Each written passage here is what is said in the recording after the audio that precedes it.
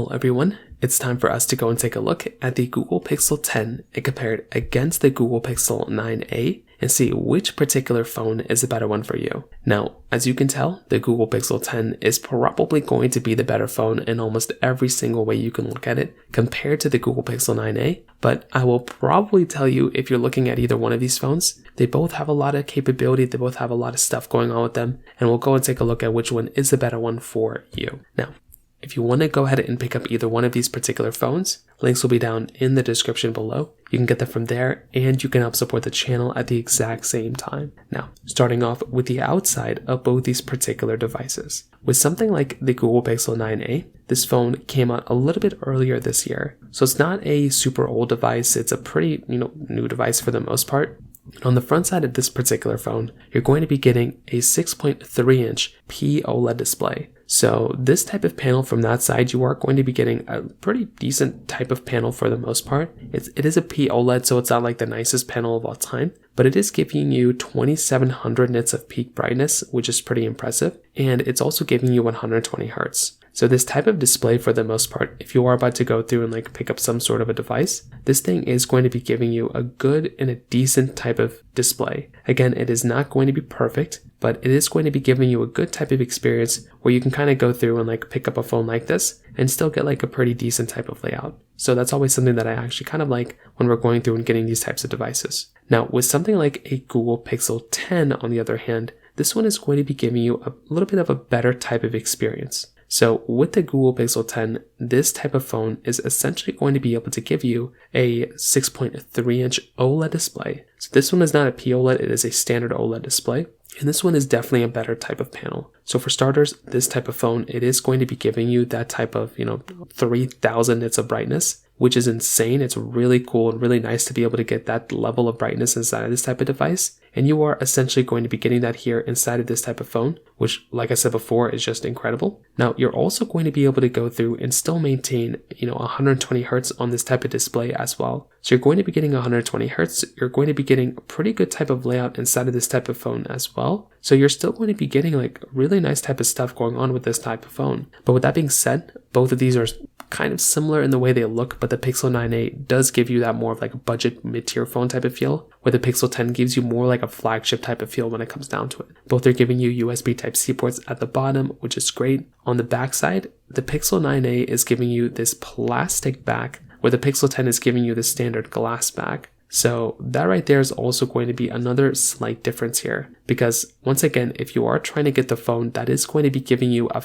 better feeling device, the Pixel 10 is going to be the one that's going to feel more like a flagship in this particular situation, more so than the Pixel 9a. So again, it is really dependent on how you kind of want to take a look at it. But if I'm going to go through and pick up a device, I'm definitely going to take a look at the Pixel 9a as being probably the better one for the most part. Sorry, the Pixel 10 is going to be the better one for the most part than the Pixel 9a. Now, another really important thing to keep in mind here as well is basically when it comes down to their capability of their, prices. The Pixel 10 right now is $800. The Pixel 9a is not nearly as much. It's less than $500 right now in a lot of places. And you could probably even get it for even cheaper than that in a month or two. So from a price tag standpoint, if you're wanting the better priced one, again, it really is just dependent on how you kind of want to take a look at it. But that's pretty much how I'd see both these phones kind of holding up from that particular side. When it comes down to the camera department, this is also another really important thing here as well. So these types of phones, for the most part, they're still going to be able to give you a good type of layout, but the cameras are slightly different. The Pixel 9a is giving you this dual camera setup, which I think for a lot of people is actually still decent. It's not really that terrible. Where the Pixel 10 is going to be giving you this triple camera setup. And that triple camera setup on the Pixel 10, I think is definitely going to be a far better type of experience rather than something like the Pixel 9a. You're getting 4K at 60 on the back of both of them, but you're only getting 4K at 60 on the front of the Pixel 10, where you're getting 4K at 30 on the front of the Pixel 9a. So that right there is also another one of these slight differences, right? I feel like if you're going to go through and pick up a phone, you're definitely going to be getting a little bit of a better layout here once again inside of something like the Google Pixel 10 here than the Pixel 9a. I think the Pixel 9a in some ways holds up well, from a camera department, but I would say for an everyday type of basis, you are probably going to be getting a significantly better camera inside of the Google Pixel 10 than the Google Pixel 9a. And like I said before, if you're looking at these types of devices and you're trying to get a better one, it's going to have to be the Pixel 10, which would make sense because it's newer and you're also spending more money on that type of device as well.